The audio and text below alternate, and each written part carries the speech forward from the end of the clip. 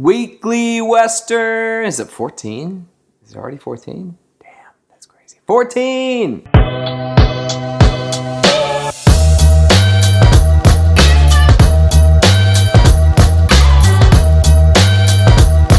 Welcome back, folks. Let's just jump right into it. That's like what I feel like early YouTubers would do. Like, let's just hop right into it, you guys.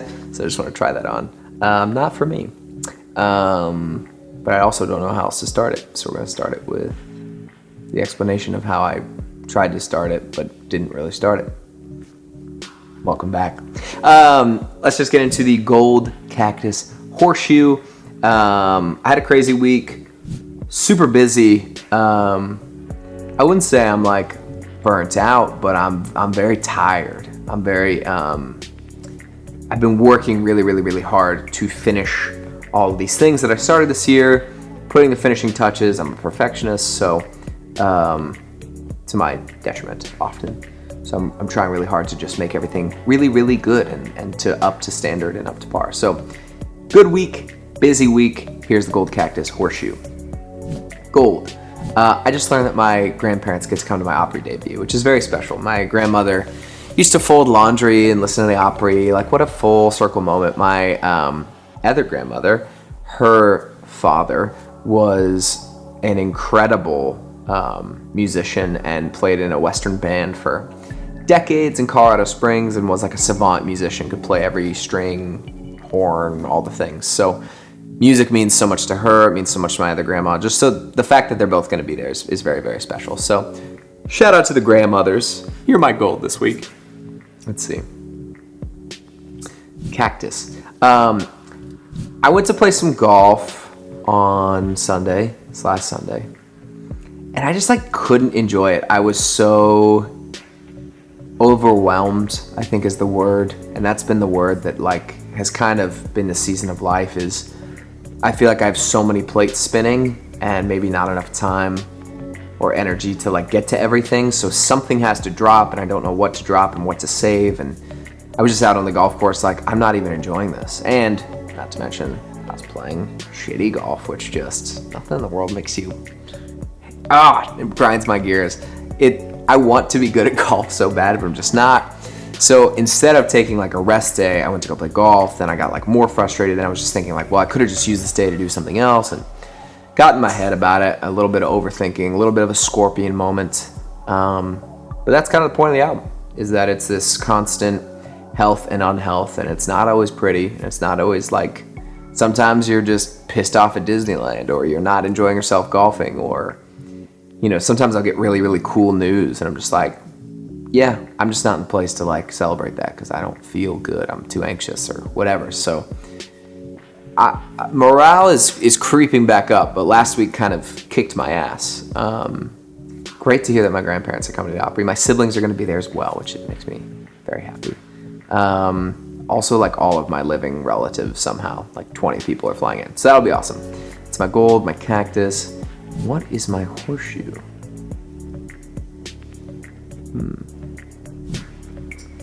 My horseshoe is that I'm now purchasing clothing and shoes for the tour. The Western tour starts October 6th. And I was just looking at a bunch of cool stuff today, and then I spent too much money on shoes. So it's not a gold completely, and it's not a cactus completely, because yes, did I overstep my financial boundaries? I did. But yes, did I find stuff that I love? I did. I actually have a pair of shoes right here that are just really cool. Ooh. Ave Maria. Okay. Stocking up on the shoes and all the things. Lots of, you know, things like this, things like this, things like those. As you're seeing the outfits on TikTok and stuff, there's going to be a whole nother level. So that's been my horseshoe. Very random, very like, you know, I was like in a studio session this morning, literally like over in the corner buying shoes. So it's a blessing and a curse. I'd love to hear your gold cactus and horseshoe. Put them in the comments below and just let us know what you've been up to. We love to read them. Trying hard to respond to as many of those as possible. And it's cool, just I see a little community forming where it's like everybody sharing how they are and what they're up to, and I love that. That's, I think, one of the best gifts that this whole process has given me. It also really feels like I look forward to these because I get to talk to you guys. You guys are like talking back, and that's like a real conversation. So I appreciate it. Thank you. Official_Lisa Marie asks, how did you choose the title for an album? So I can't tell you the title yet. I can tell you the title very, very, very, very, very soon. Like this week. I chose the title for a myriad of reasons that I can't share all of them with you for. But if you notice, Wilderness was W/. This album is W//. Bit of a hint.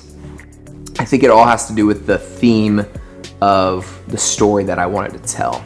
I think every great album should answer a few questions. All my favorite albums kind of answer this question, like, where do you come from? Where are you now? And where do you want to go? Where are you going to end up? Where do you see yourself in the good, the bad, the ugly? And that kind of answers all three of those questions in the same way. This album title felt like a great way to symbolize that, tap into something sonically and visually that's super cinematic and beautiful and big and epic and felt like it was worth making. I wanted to make something that was timeless, and the title of this is also used for something else that is often referred to as like timeless and kind of evergreen. And so I just got really excited when I noticed the metaphor of what this word can mean. It has such a relation to my like actual family lineage, where I am now, the journey that I'm on and continue to be on, and then like I think all of our journey, and we all kind of have a version of this. Mine is this, yours might be something else, but we all share the same kind of story. So I freaked out when I found it. I called Jeff. This was like right after Wilderness came out, and we were going into Christmas break of that year, and I was like, I have an idea for an album. And he's like, Jesus, we just finished an album. Go take a break. I was like, I will, but listen to this. And then we massaged it for 3-4 months in the new year while we were writing songs. And then once we found the concepts for the chapters, the totems, what each of those meant in relation to the title of the title of the album, it just really all started to click, and we got super excited. So I can't wait to share everything. I'm building the suspense on purpose. Wahaha. You'll see very, very, very soon. We have a bunch of questions about coming to the UK or Australia, or if we'll be playing overseas. The answer is I don't know yet. We would love to. It's so crazy that anybody listens to my music in the first place. Let's start there.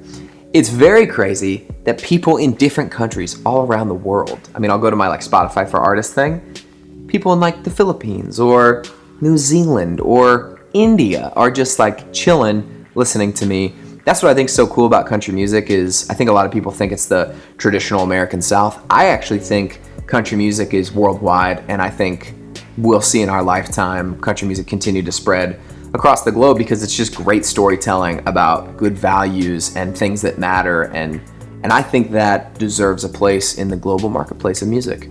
That's my TED Talk. There you go. So the answer is I have no motherfucking idea, but I would love to come overseas as soon as possible.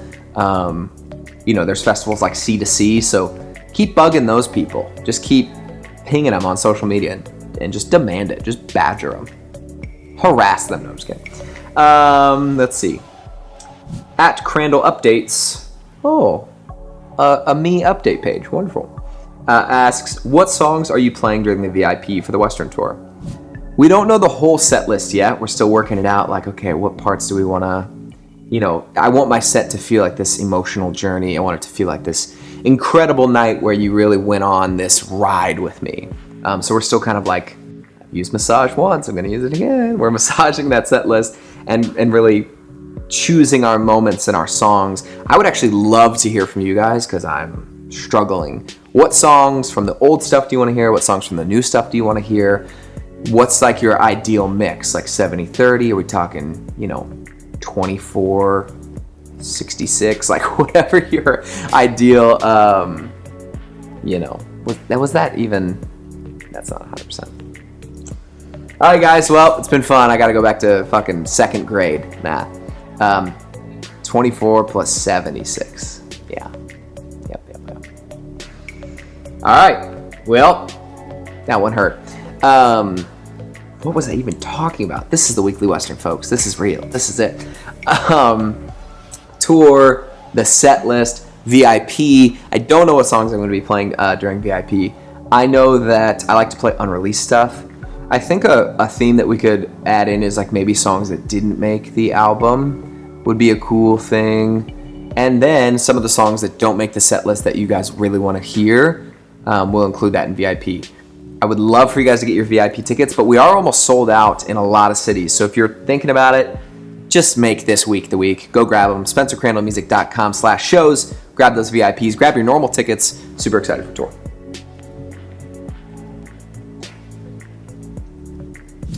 Question number 4. At Simply Misunderstood XO. Have you personally written all of your songs? I love that I get to say this because I don't think a lot of people get to say this. I've written every song I've ever put out in my entire life. And it means a lot to me that they are my stories. I don't want people to listen to my music and be like, oh yeah, that's just 4 random people who got together in a room in Nashville and tried to make a hit song. Although I would love to believe that I am also making hit songs, I want my hit songs to be authentic, and I want them to be my stories, and I want them to come from a place of answering those 3 questions. Where have I been? Where am I now? Where am I going? And I don't think that's possible if you're not in the room. Or maybe it is possible, but maybe not to your highest degree, or maybe just for me, it's this ego thing of like, I love that I get to say that I'm a writer on all my music. It's a point of pride.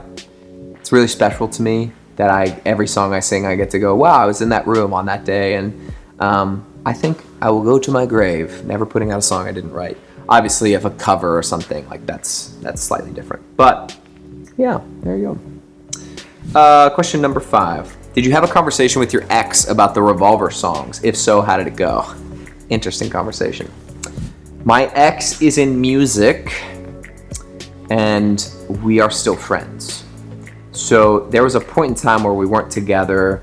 I was writing these songs. She was writing songs as well. Maybe I'm giving too much away, but we would send each other songs back and forth, and I'm a pretty open book. So I would just say, like, hey, I wrote this song. Let me know how you feel about it. Let's talk about it. Because I never want her to feel surprised.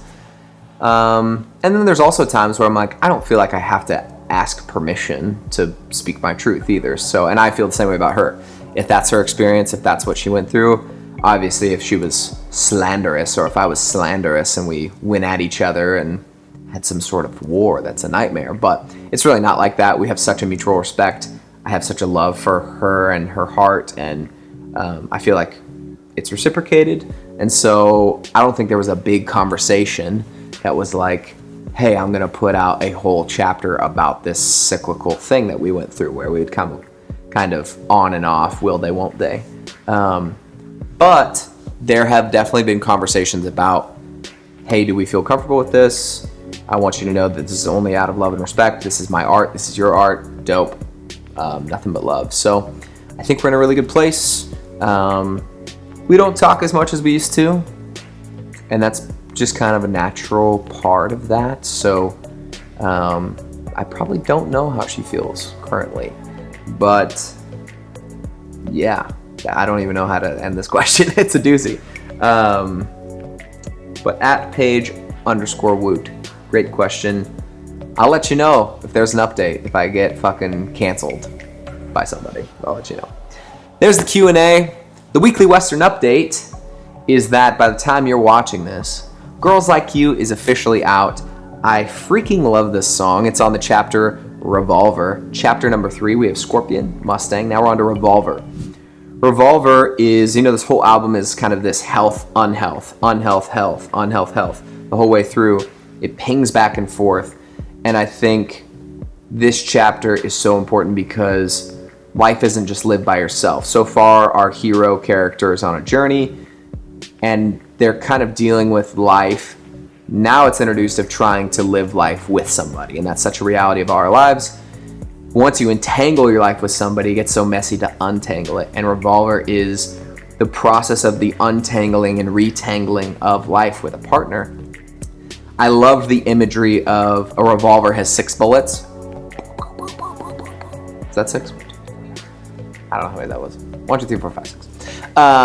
And there's 6 songs. 6 songs, 6 bullets, and it moves in a cycle. A revolver just shoots over and over and over and over those 6 bullets. And that's how I felt in my life with somebody, where it's like, I just feel like we come back to the same thing over and over. I feel like we were having the same conversations, sending the same "I miss you" text. Like it can get very, very taxing, especially emotionally. So I wanted a full chapter to tell that whole story, because I think a lot of us go through this.